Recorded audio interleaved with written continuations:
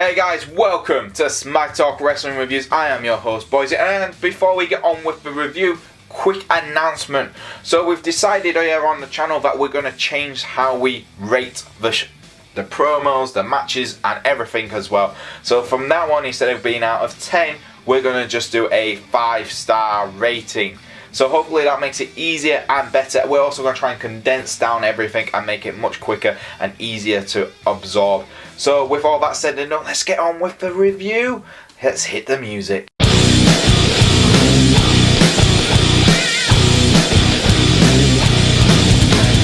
So we started off the show with a promo because we always start Raw with a promo, and this time it was Braun Strowman calling out Brock Lesnar yet again.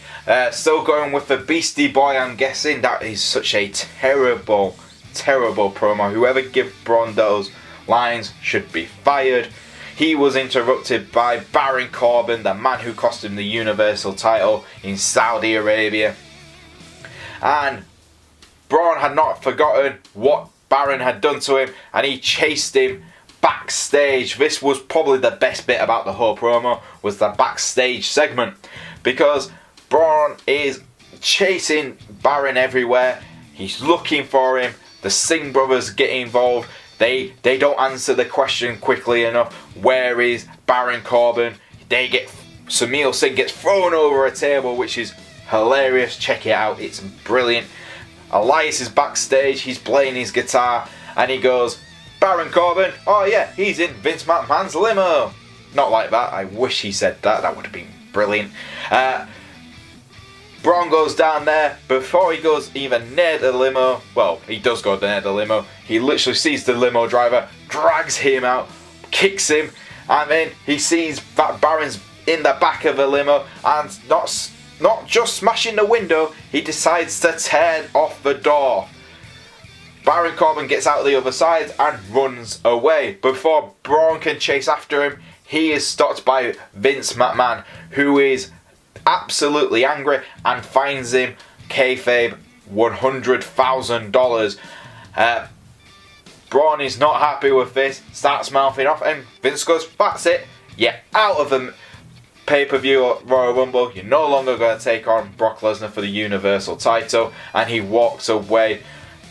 Braun's not too happy and decides, screw it, and he lifts up and tosses the limousine. This is a funny, interesting, and a good way to get Braun out of the main event at the Royal Rumble. For me, I actually enjoyed this. I love the stupidness. Sometimes you need the bit of silliness to get you through the show, and sometimes you need it at the opening segment. But obviously there's all these rumours going on why Braun Strowman has been taken out of the Universal title. Some people saying he still isn't fully recovered from his elbow surgery. Others are stating that it was always the plan to have him taken away from the Royal Rumble and replaced with someone else. But who knows? Who cares? This is actually quite good for me because, to be honest, I don't want to see Braun Strowman get beaten by Brock Lesnar for the 585th billionth time. So, how am I going to score this? Well, I'm going to give this a solid 2.5 star. I think it was funny for what it needed to be, but it's just a good start to the show because it means that whole lineup of who's going to replace Braun Strowman in the Royal Rumble, and that's what the whole show was built on, and that's quite good. Now we move on to the first match of the night, and it was a tag team match between Tamina, Jaxs taking on Sasha Banks and the Raw Women's Champion Ronda Rousey. And this was a good little match. It wasn't too long, which is nice. It was quick pace, and it allowed the two baby faces to kind of show off their techniques in front of each other. It was kind of one-upmanship, but in a sportsman-like style. This allowed Ronda Rousey and Sasha Banks to win, and they had that whole, well, it looked like you two were going to have difficulty working together, obviously, because you're #1 contender and you're the champion. And Ronda's just like, no, we showed everyone we could work together, and now we did, and now we're going to focus on each other. And Sasha Banks was like, yeah. And then obviously this all turned when So when Sasha took something which Ronda said out of content, and then Ronda and Sasha started bickering, and then Sasha Banks just walks away angry, showing the 4 horsewoman sign, where Ronda Rousey's confused, like, I didn't mean to upset her, but let's be honest, she probably did. And it goes backstage where they're both bickering, and Sasha Banks and Bayley are trying to stop Natalya and Ronda Rousey from also stopping each other. It's quite funny, is that bit. They get pulled away. The Riott Squad come in to, stir up trouble as they usually do, and they say, let's have a match. Us 3 versus you 2 plus one of your friends. I thought this was a good match. I thought it was simple, easy to digest type of match. Ronda Rousey and Sasha Banks are going to have great chemistry. They showed it in the teamwork, and I can't wait to see how it goes going further. So I'm going to give this it another 2.5 stars. I think it was good, but it wasn't anything special. It just did what it needed to do to evolve their match. Next up, we had another tag team match, and this time it involved the Lucha House Party taking on the Revival. Now, this was all because of the screwy finish, which caused the Revival not to win the Raw Tag Team titles. They blamed the Lucha House Party because they were stood outside the ring. They saw that Scott Dawson's leg was underneath the ring, so he couldn't have been pinned, and they didn't say up, and they wanted revenge. This was a mediocre match. It was an average type of match, and that's a shame to say when it involves the Revival, because they're one of my favourite tag teams, but it just felt like that, and WWE made it feel like that because halfway through the match they had a backstage segment go off with it. They actually literally put the match on one corner, a backstage segment where there were superstars outside Vince McMahon's office trying to find out who's going to be the next #1 contender for the Universal title, and that was the main focus of that, and it really took away from the match for me as a fan who was trying to concentrate watching the Revival work over a backstage segment which didn't really lead anywhere. It was just all the gimmicks getting used for that, and it just really annoyed me, and it just shows you how much WWE think very little of their tag team division on Raw. Yes, the Revival did win. They cheated to win, which is kind of their thing. They're happy to cheat to win when they need to, which is a great it's a great sign of a traditional tag team. But when they get cheated out of a match, they cry and kick off and go off on social media, and that's always good.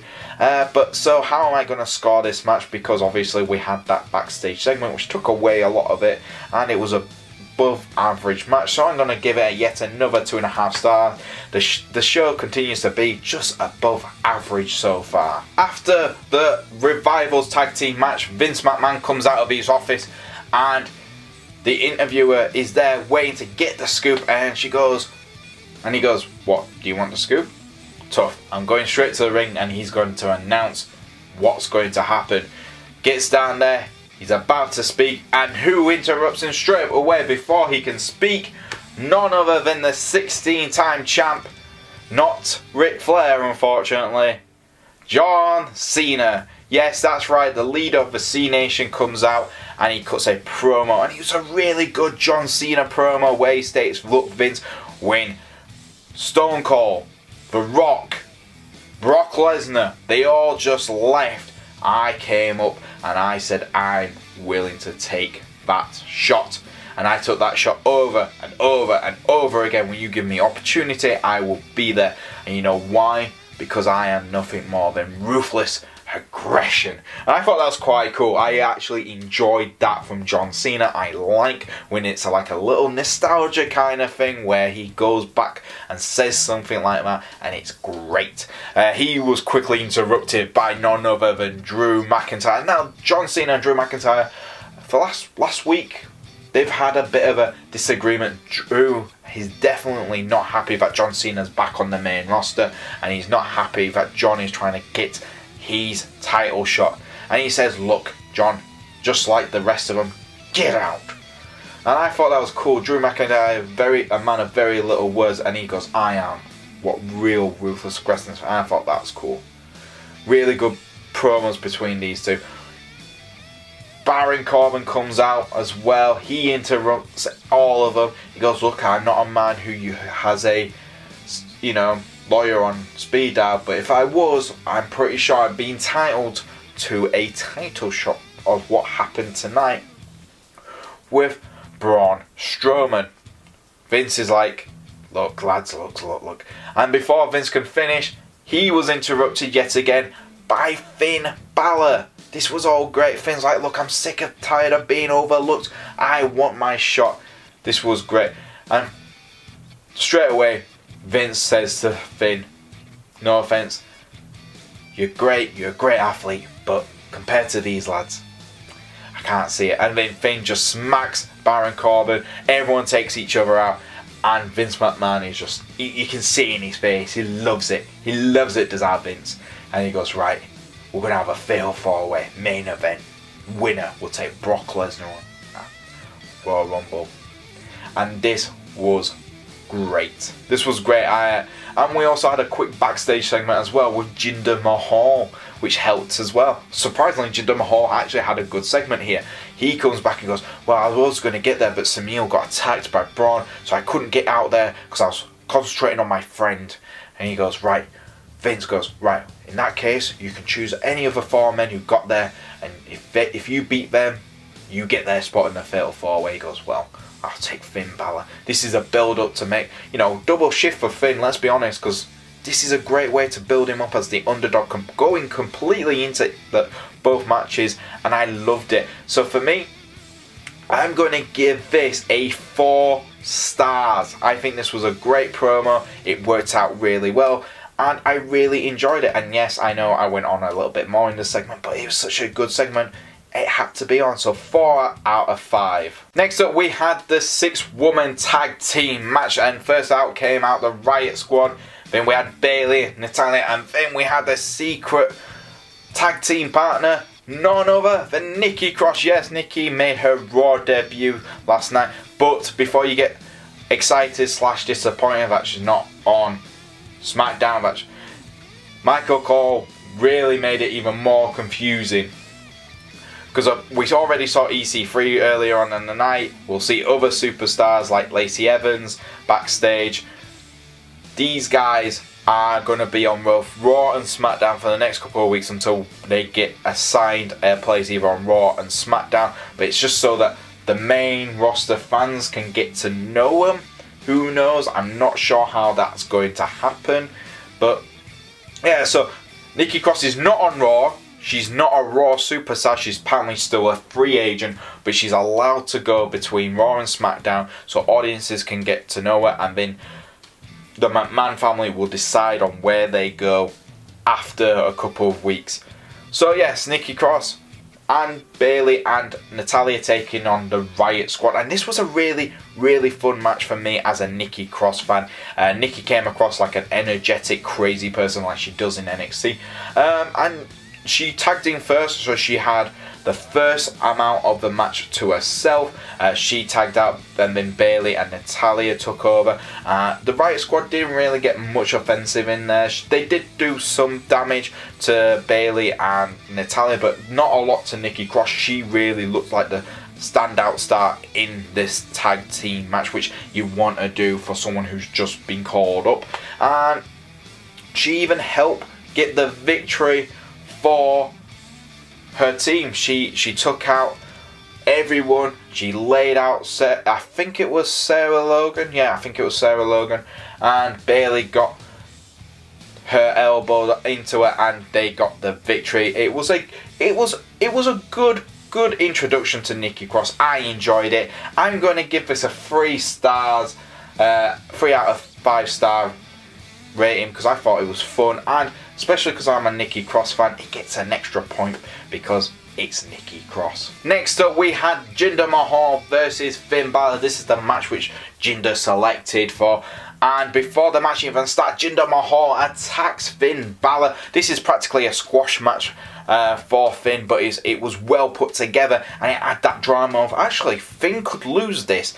but it was well put together. Jinder controlled the majority of the start of the match. The Singh brother got involved as well, and they tried to help Jinder, but after a while the momentum moved. The crowd was behind Finn Balor 100%, even though Finn sells those ribs injuries so well, and he got the victory. Now for me, it was a quick match. It did what it needed to do. It was a bit longer than it needed to be for me, but it was still a quick match. Now I'm going to give it a 2.5 star match, because it builds up that drama. Is Finn going to be able to get to the Fatal 4-Way and still compete at a high enough level when he's already had a big match earlier on in the night? And they really did well, the commentating team, especially Michael Cole. I'm going to give Michael Cole some credit here, because he really sold that during the Fatal 4-Way, and I want to talk about that in this bit here, because we won't have opportunities at the Fatal 4-Way. But yes, he really sold out Finn's injuries from the Jinder Mahal one, and Jinder did a great job. He did what he needed to do in this match to really sell how good Finn Balor was, and it got the crowd excited. So like I said, a 2.5 star match, but well put together. This moved me on to the match of the bloody night for me. Now, some will disagree and say it was the main event, which was the best match of the night, but for me, it had to be this one, the Fatal 3-Way for the Intercontinental Championship. It was Bobby Lashley versus Seth Rollins versus Dean Ambrose, and it was bloody well put together. You had throughout the night, you had it where for this match where it was so unpredictable. It was brilliant. At first you had Dean trying to work with Seth, and Seth wasn't going to have any, and he threw Dean into Bobby Lashley, and then next thing you know, Bobby Lashley and Dean Ambrose, obviously being heels, working together to take out Seth Rollins, and they did do that for the majority of the time. And then Dean, obviously trying to be the trickiest of both heels, tries to take out Bobby Lashley. They start beating the crap out of each other, and as well during the whole match, because it's a Fatal 3-Way, anything goes really, and Lio Rush got involved quite a lot, which was great, because it was great to see him do his flips and stuff, and he looks really good at doing that. And his dodging skills are absolutely brilliant. I want to see him in the Royal Rumble one year, just being able to just duck against everyone, like, oh my god, you're not going to be able to get me. That's how it seems to be. But yes, I mean, the next thing we know, we have Dean Ambrose and Seth Rollins working together. Yes, the two former Shield brothers who are arch enemies right now. Let's be honest, at some point they're going to be friends again, because it's wrestling, and it's never the end of a partnership, no matter how much you try it. Okay, sometimes there is, but Dean and Seth have that great chemistry when they work together, and the crowd absolutely loved it, and it was like, oh my god, they're working together, and those two even realised, hold on, we're working together, and it's working. And then Seth called out Dean, said, come on, let's just do this one-on-one. This was brilliant. The crowd was loving it. They were chatting. This is awesome. Bobby Lashley even did a fantastic job throughout this match. I am going to give all the credit. This is probably Bobby Lashley's best match since he's rejoined WWE. It looked like Seth was going to get the victory. It looked like Dean was going to get the victory. Lio Rush helped so much, because he started punching Seth Rollins. Seth Rollins looked like he was going to kick the crap out of Dean. Oh dear. Lio Rush earned his money tonight, because he got kicked in the face, and it looked hard by Dean Ambrose. It looked like it was going to be Seth's night, and Lio Rush drags him out of the ring by all means. I mean, Bobby Lashley spear on Dean Ambrose wins the Intercontinental Championship. Not just a great match, but a shock victory, which you don't often get to see. Now, I was umming and ahhing, how would I mark this match? How would I give it a score?